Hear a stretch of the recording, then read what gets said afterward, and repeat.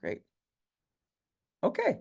Well, I'm going to go ahead and set us off then, because I want to be respectful of everybody's time. It's great to see you all for our first webinar of the fall series. I hope you all had a productive but also relaxing summer, and that you're feeling ready to dive into the new semester, and feeling revitalized.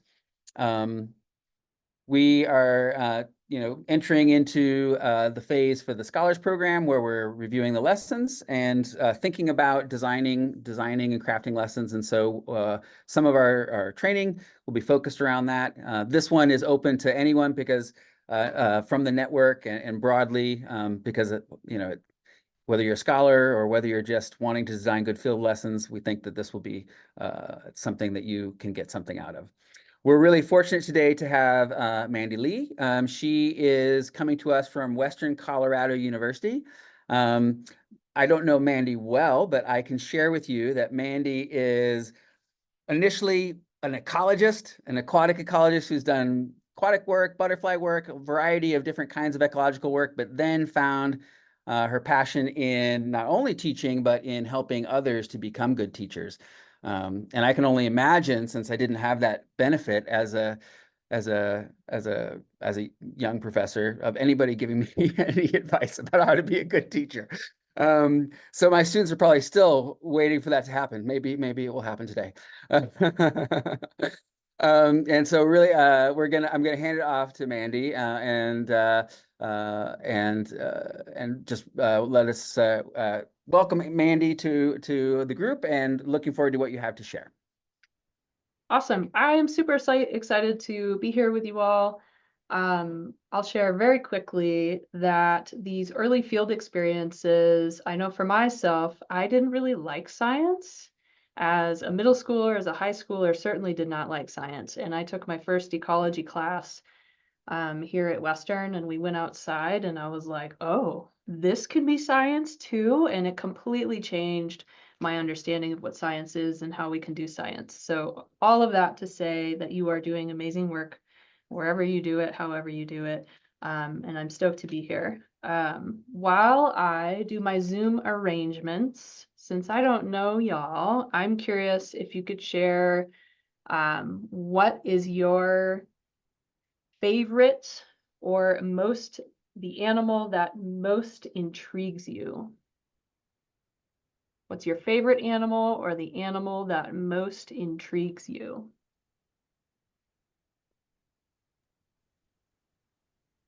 And put it in the chat. And then I will get all of my Zoom windows figured out. Yes. I love it. Seahorses, pikas, otters, mosquitoes. Interesting. Beavers. Wonderful. I love it. I feel like my favorite animal changes all the time, and that's always really fun. Manatees, mountain lions. Thanks for sharing that, y'all. So there's my little window. My understanding of our time together is we have 2 goals, and I've also planned in some work time for you all to chat with each other, because you are on this incredible experience and you'll have insight to share and collaborate. But the outcomes are the goals. We're going to refine 1 to 3 learning objectives for a field lesson. We'll design activities and assessments to match, and then we'll have that collaborative work time. And I am hearing the introduction. It sounds like some of this is already underway. So we'll focus on the refinement and the revision process. And hopefully we can add constructively to what you already have going. We're going to do like 4 steps, and we'll pause after each of these steps. So we're going to start by imagining the end, and what that looks like. We'll create or refine learning objectives from a student facing. So we'll write them for the students.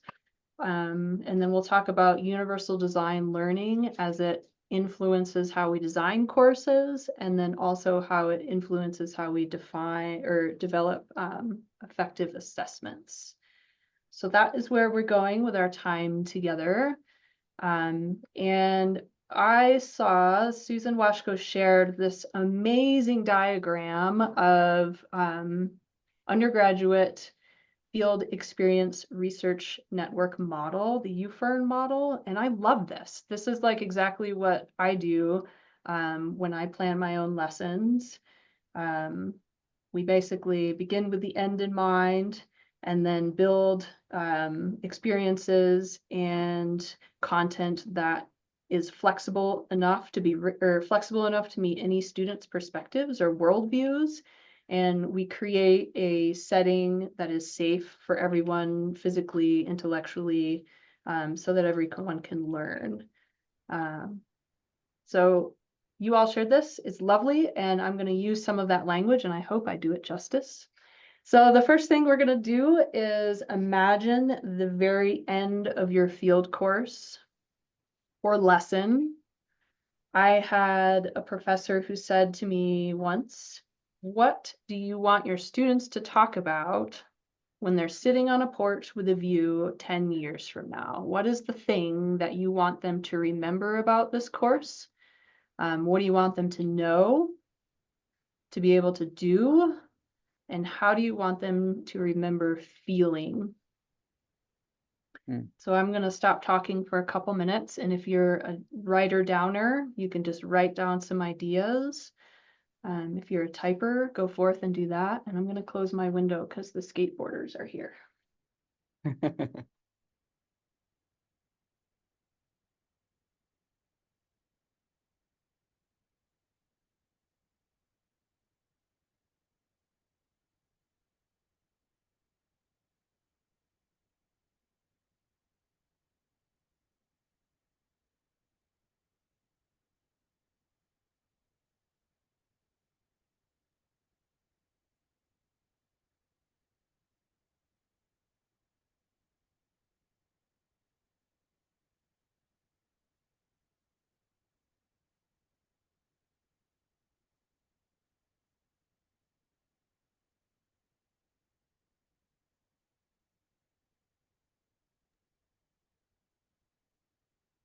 Do 15 more seconds.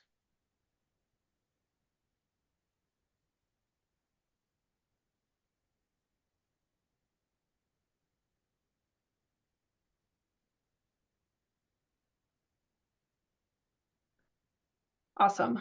So starting with the end is a powerful way to ensure that everything that you have planned for your lesson or course overall is all headed in the same direction. I use this to, of course, as ecologists and as teachers, we have a bazillion ideas. And when we start with the end, we can look at our bazillion ideas and be like, this one doesn't fit. So we can set that one aside or maybe pay less attention to it. And this method is called backward design. But essentially, we begin with the end, and then we have our brainstorming. We think about our students and what they need, and then we shift and pick activities that will meet those goals. So in the UFERN model that Susan shared, these were the student context factors that were listed. So what are students bringing? And think of these as assets. I like to think of my students as already rich with knowledge, rich with experiences that may or may not resemble my own. People come to schooling with all kinds of baggage, better or worse, with education. And being mindful of that is really important. So all of the things that are listed here in this circle, I think of as what the students are bringing to the table. And I always think of them as an asset, because even if it is not immediately clear what the asset is, there is something valuable in everything that people bring. So when I'm thinking about my end and I'm developing a student-facing learning objective, I want my objective to be broad enough that no matter what worldview they come with, they are able to see themselves reflected in that. So they feel affirmed by this learning experience. Perhaps they're learning something about another culture or worldview, um, or they're experiencing a new culture or worldview, or perhaps a different research method. So open-ended and flexible, using simple language, and then build on that vocabulary, that science vocabulary over time. So I totally just made these up the other day. So I might start with a learning objective. Students will use a model to explain trends in suburban development in the Denver metro area and the impact on wildlife. That could be an objective. And I originally had written it as ecology, but all the students I might serve may not be ecologists. So maybe I have an architect that joins the class and I'm like, oh, you're going to come with a completely different understanding of models and what a model can be. So I put that in brackets to show that, to be even more broad, I could say just use a model. If I have never considered suburban development and how it might impact on wildlife, I've used simple enough language that I'm not lost, right, from the first 5 minutes of class. Over time, as I spend time with students, I might build on that and say, okay, now my learning objective is students will write a research proposal that uses river continuum concept to explain relationships between suburban development and allochthonous inputs in the South Platte River. Same place, more science language, obviously a more specific learning goal, but I wouldn't lead with this because many of the students will feel a little intimidated, well, depending on where they are in their education career.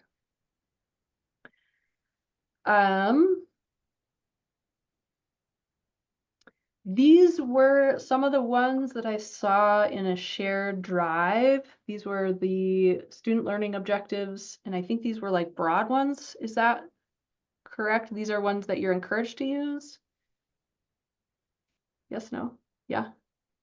Okay. Could be. Look good. What is it? I could be. I'm not sure of the origin. Okay. They're great. One of the things that I would suggest is when we use student-facing learning objectives, when we have like a increase or develop, to me, if I'm thinking about developing an assessment related to that, that triggers a pre and post assessment model, which is valuable if you have the time and bandwidth to do both of those things. But a lot of times I lean into students will use science vocabulary to describe an ecological phenomenon because it's more specific and more easily measured, and I can use that same assessment when I have the time. So these are obvious, and you would expect to do these over the course of a field experience that's longer than a few days. If I'm thinking about learning objectives for a lesson, I'm going to use verbs like use, apply, synthesize, because it's easy for me to develop a rubric or assess that. And then the only thing that I just want to name is grit. Depending on how it's used, what's the culture of your class, grit can come off, and depending on the lived experiences of these people as they come up to you or join your classroom, it can land very different than it's intended. So I like to use very clear ways to communicate. For example, like the safety and communication routines. I might have a circle routine where I go around the circle and say, how, on a scale from 1 to 5, how is everybody feeling safe right now? And if students like 0, 1, or 2, we take a pause and we reassess. If they're like, I feel great, woo, then we can carry on. Where grit can be problematic is, and I'm saying this speaking from my own experience, sometimes it can come out our mouth and be like, we are developing the ability to endure adverse weather conditions, but some people do not feel safe. And if we're not feeling safe in the pouring, hailing rain, we can't learn anything. So that's what I mean by it can be problematic. So having a system of check-ins and then can really alleviate some of that and make sure that everyone's feeling good and ready to learn. I love to use nerdy things to like communicate that scale. I used to work at Outdoor Lab, and when we would be in meetings and we would disagree, we would say, what size rock is this for you? Is it a pebble? Is this a small thing that is not a big deal to you? Or is this a glacial erratic? This is a huge deal for you and you're not going to budge. So it was just like a way to check in. And you all can use your amazing animals to do that kind of work. Are we talking a midge, or are we talking about a giant stonefly, right? What is this for you? So in a moment, I'm going to give you a couple more minutes. I keep getting notifications and it's not the chat, so that's good. Yeah, there's still some people coming in. I think some people Okay. have been out, so I've been letting folks back in, but you're good. Cool. So I'd love to take a minute because so far we've talked about our porch with a view, where we want students to go in the very end, and what are they going to talk about when they sit on the porch in 10 years. I've given you some things to consider for your lesson objectives. So let's just take a couple minutes to look at what you have and make any revisions if you feel so inclined to do so, and maybe just 1 minute. Or does anybody have any questions? I have a question actually about the grit comment you had, Yeah.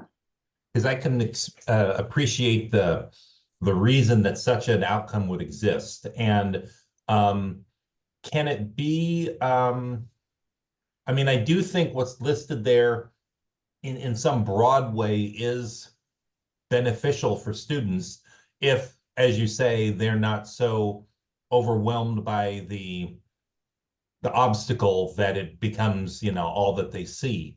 And I guess I'm thinking about scaffolding, you know, as your example, like let's say even it's pouring down rain, but we're out here in the field. Let's get through this and make our measurements regardless. And, you know, kind of the tone of the instructor, I think, can make a big difference on how people interpret the experience. And I guess I'm wondering if you're saying that having some sort of outcome like a grit is still doable if there are modifications to the way that the objective's written, like, you know, grit, comma, with reasonable safety precautions in place or something like that. Yes, absolutely. I wholeheartedly agree with you. I think it is valuable to develop those resiliency skills. Yes, is the short answer to that. And I think, like I said, I think having those check-ins can really ensure that your students are feeling good and safe. And I'll share one story. I was outside with my middle school students once, and they completely lost their minds because there was grasshoppers outside, and it completely derailed my class. And I grew up in the Midwest, so I was like, grasshoppers everywhere. It didn't even dawn on me that this was like a terrifying animal. So just having some kindness and awareness, just like you articulated. Great question. Did you have a questions too? I was just going to add on to that. I think one of the things that question about grit, it's kind of like it makes me think about like if the purpose of your lesson is to teach STEM, then the grit thing can more get in the way because you're trying to teach this other thing and they're distracted by feeling unsafe or what have you. But sometimes I wonder about, you know, when we're in field settings, are there opportunities to sort of be moving between sort of more STEM kinds of outcomes versus more sort of effective, maybe kind of outdoor experiential type outcomes? And if you're kind of going back and forth, I mean, this would be maybe over the scope of a longer field course or something like that than like a 2-hour lesson, where there might be times when, in fact, you're leaning into you know, like in outdoor ed, they often talk about like the learning is best in the yellow zone, like where they're feeling a little challenged you know, not completely complacent, but not totally freaked out either. But there is some value in kind of pushing them a little bit. But if you are trying to focus on like the STEM outcome, like even being in the yellow for like the weather might distract you from the STEM outcome. But if your point was getting comfortable with weather, then maybe yellow is the right place to be. So one of the things that we struggle with in some of our field courses is in fact kind of like the titering of the STEM versus the experiential outcomes, because sometimes we are actually desiring the, you know, practicing, you know, how to respond to a thunderstorm, because in fact our students will need to be able to adapt to a thunderstorm, because if they're field scientists, then thunderstorms happen. But anyway, so that's one of the things that like balancing that, because sometimes the thunderstorm's not like in the lesson plan, it just happens. So like, it's something that we always kind of are challenged with, but it's something we think about. Yeah, absolutely. And I think that that tension exists no matter where you are. And John said it very beautifully. He said it's really up to the tone of the professor to be aware and offer that space and that nuance to be like, yes, we are going to do this, and we might be uncomfortable, but it's not going to be forever. And you all know field settings are not comfortable all the time. Sometimes you're wet, cold, hungry, all of it. Okay. So the next thing we'll think about are the design factors. So we're in the right-hand side there of our U-Fern model. I hope I'm saying it correctly.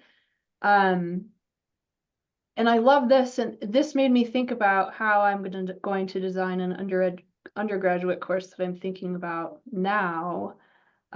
Especially around field trips and how I can set the tone and like connect history and education and field trips, which is something I've never thought about. But these questions really help me plan much more deliberately.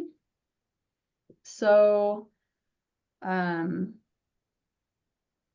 I think what it helped me do was figure out what was in my control: setting, timing, the planned sensory experience, which may or may not come to fruition.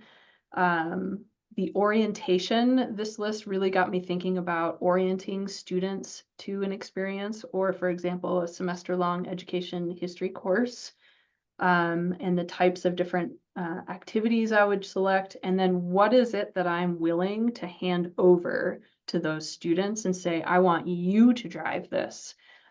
Because I don't know what your interests are, or maybe we can learn together, because I don't know all of US history. I don't know all there is to know about river dynamics in the Denver metro.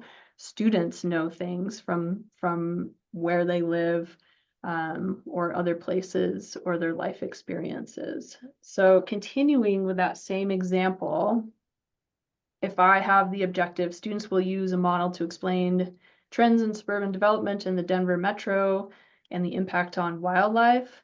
If this was a field experience that I was planning, I would begin with that skill of identifying my bodily safety. Do I feel physically safe in my body, and developing a dorky scale around that, like the boulder example, and then putting setting a norm that if you're at a 0 on the I am feeling safe scale, that it's okay to say so.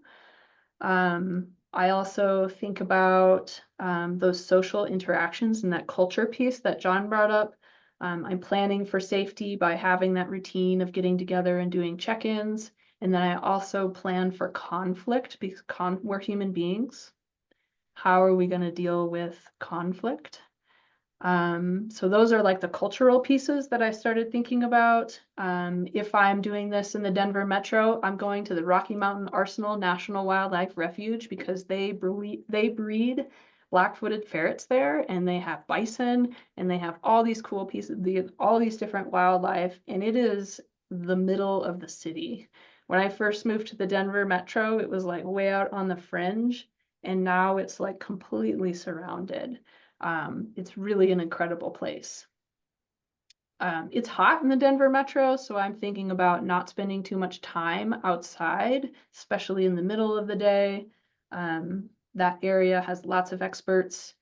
And then in the model, there's it talks about psychomotor learning. So like, how am I learning with movement? One of the routines that I love to use when I'm teaching people outside is I give them information, I give them a sensory experience, and then we walk, and I give them like a question or something to think about while they're walking and talking. And then here's where I would relinquish some control over my classroom. I would say, can we explore together which senses can best measure suburban settings and development patterns? When I first moved to the Denver Metro, the Rocky Mountain Arsenal was quiet. It is not quiet anymore. Maybe they're looking at a visual, maybe there's a map, a GIS expert in the class. So what senses are we going to use? And then people with different worldviews, different cultural knowledges about different animals or places, they're going to bring valuable things to the class as well that I don't have. And Dana raised her hand. What question do you have, Dana? Related to the scale, using like Pebble to glacial erratic, for example, and asking students about how they're feeling or if they're feeling safe and so forth. How do you account for someone feeling safe to give that information? So for example, if a student is in a group and everyone's saying, oh, Pebble, I feel safe, how are they going to feel about admitting that it's a glacial erratic for them to be out there? Do you have any strategies for that? That's a great question. And I used to teach 8th grade, and 8th graders are very aware of what their peers are saying. So what I would do in that case is I would have them put their heads down or like close their eyes or turn away from the circle and maybe do a fist to 5 instead so they can't see each other. Or another thing that I've done, and I will say that as you go through these routines, people get more comfortable being honest. Shoot, I forgot what I was just going to say. The other thing I'll do is if I do a fist to 5, if I see anything less than a 2, I just look around my eyeballs. And then if there's a 2, 1, or 0, as we're walking, I just talk with that student. I say, hey, how's it going? And check in that way. But if you set the tone that everyone's needs are valid, and then show them that you indeed value their opinions and their feelings, people will be honest, is my noticing. Thank you.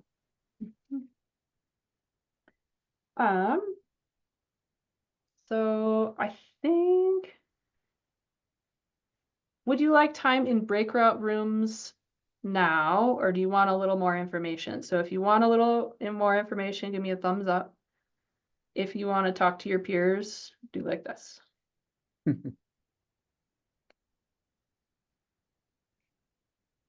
Okay.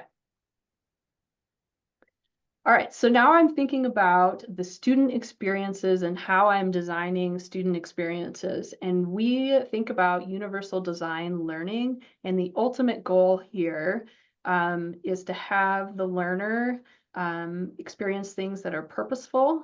They have time to reflect, and these are authentic experiences for the students of any age. We've talked a little bit about engagement, and this is, to me, is that student context factors that were listed in the model. So making sure that we're acknowledging all the different richness that people bring to the learning community, and celebrating what they are bringing.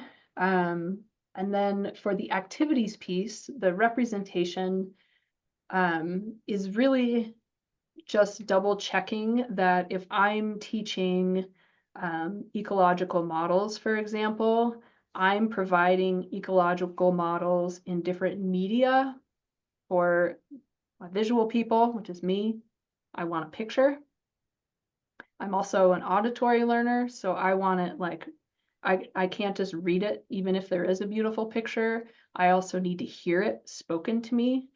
And I'm a raging introvert, so I don't necessarily need the conversation, but lots of people need to talk things through to understand. So if I'm teaching ecological models, I'm giving a picture, providing a reading, I'm talking, describing it to the students, and then I'm giving them that time to talk amongst themselves. And because we're doing field experiences, you can be like, here is the South Platte River, and we get to get muddy, we get to explore, we get to really feel it in our bodies in a way that is really powerful, which is also a representation. It would be that bodily experience. And this is also where we can build on the vocabulary of what students, right? We can add more specific science jargon and whatever discipline around any ecological phenomenon. And then a really important thing, this is a growth area for me, which is part of why I see it so clearly, is ensuring that if I'm teaching ecological models, somebody said scaffold. I've given them the picture, I've given them the processing, and then I circle back to that same concept in different ways, leading to the students identifying and applying that knowledge all on their own. And then this one, the goal setting and reflections cycles.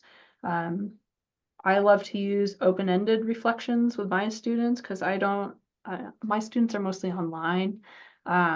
So we do a lot of reflection because I can't see what they're doing in their classroom every day, but they can describe a situation and be like, oh, this is how it went.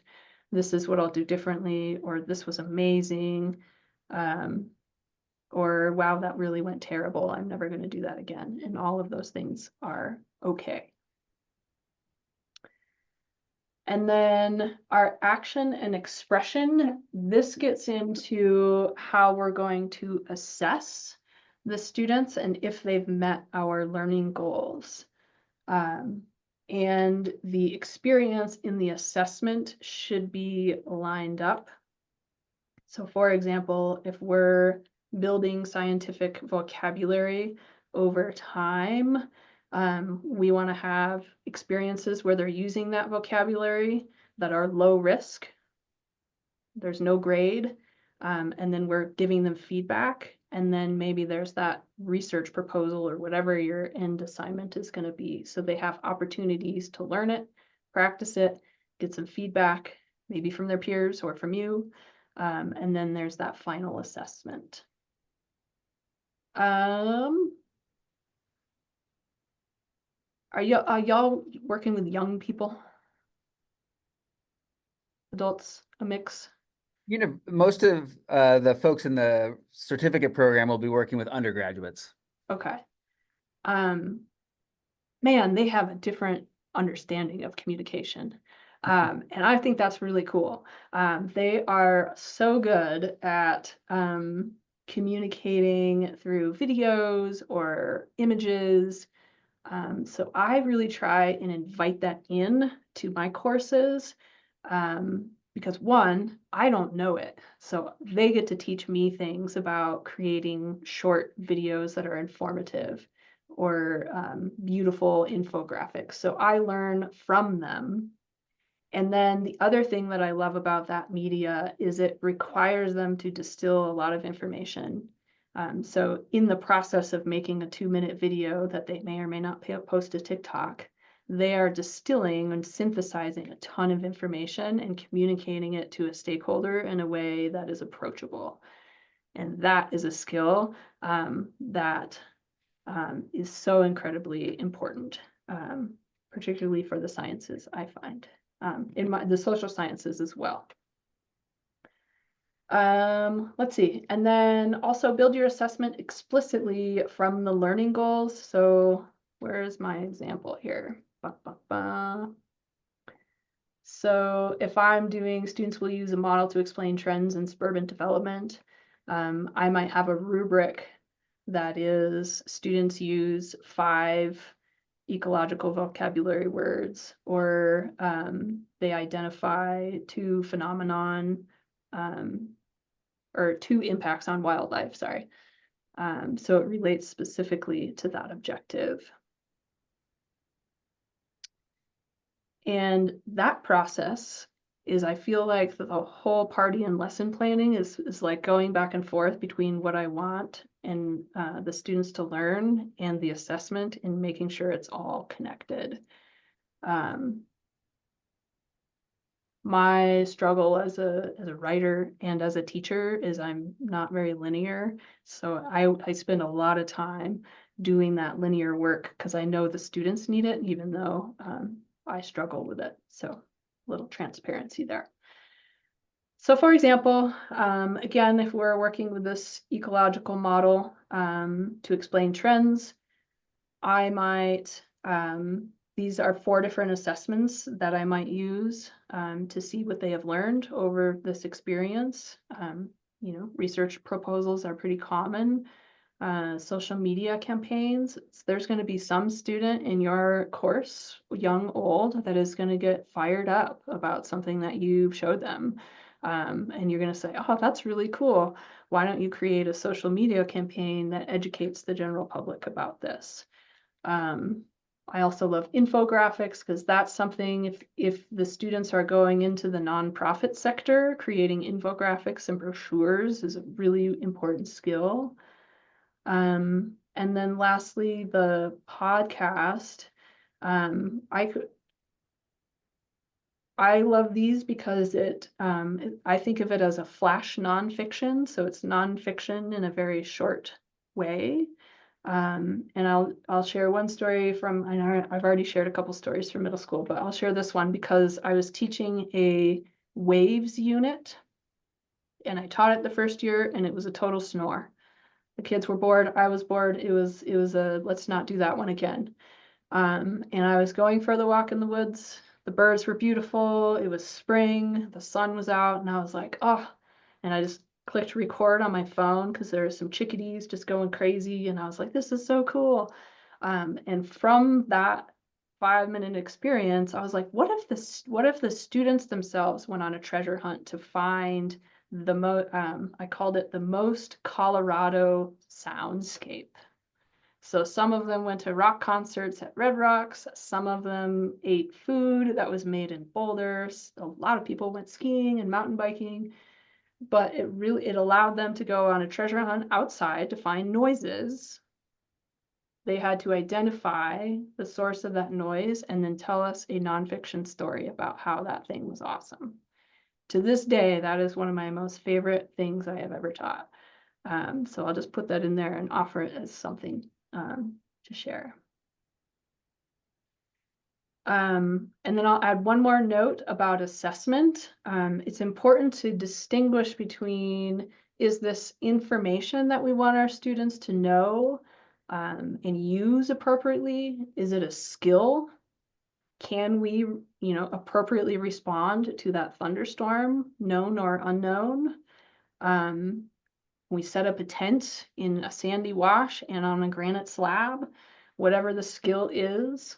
Or is it a process like revising a proposal, creating an ecological study design that engages with different stakeholders? So there's kind of like a knowledge, a skill, and a process, and we would assess those differently. Knowledge would be tests, exams, application. Skills would be doing things, and then the processes really lend themselves to reflections or that STEM, engineering design process. And then always be joyful, be restorative. I know, dabbled in ecology myself, sometimes it can be pretty bleak. So really spending time and investing in the joy and the restoration that exists is never time wasted. So with that, We have plenty of time left. I would love, and maybe, do you go by Jim or James? I go by James. Yeah. James, can you make us some breakout rooms of like Yeah. 2-3 people? Sure thing. I will get on that. Show me with your hands how much time you want in there. Question while we're waiting. Please. You showed interesting assessment tools like, a short video or a podcast. Would you use the same rubric for each of those? Like, would students have the option to choose all of those, and then you would need a general rubric that would apply to all of those? That is an excellent question. Because and that's a tension that exists when we have diverse ways that we're going to demonstrate our learning. And I would say you can write a rubric in a way that you can use at all of them, right? I'm using academic vocabulary throughout my podcast, essay, or infographic, whatever it is. Communicates effectively. Those things can really move across all 4 options. That help or make it worse? Helped.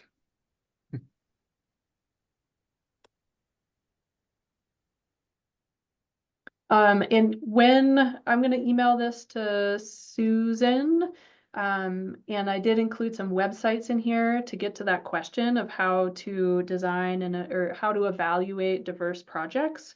And the website is called PDL Works, and it's called Essential Project Design Elements, and it has some resources on building rubrics and assessment tools.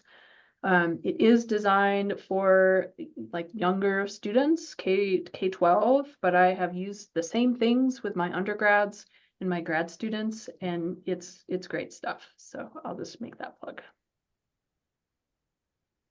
I was hoping we would have time to share out projects, but I see we have 1 more minute. So any other questions before we part ways? I've really enjoyed my conversation with Angie and the questions you all asked. Yeah, thank you so much, Mandy. And I think you've already shared your slides in the presentation chat. But I also have those, and I will also follow up with everybody. In addition to there were folks who expressed a lot of interest, but just for one reason or other weren't able to make it today. So we'll definitely be sharing this recording with them as well as the slides. And we'll also, be sharing it through our social media so that they would get as much access to this good information as possible. I know we had good conversation in our group as well about the universal design elements that you introduced, and that really stimulated some thought in our group. And so thank you for that. So let's everyone thank Mandy. Really appreciate your time. And Thank you all. we'll be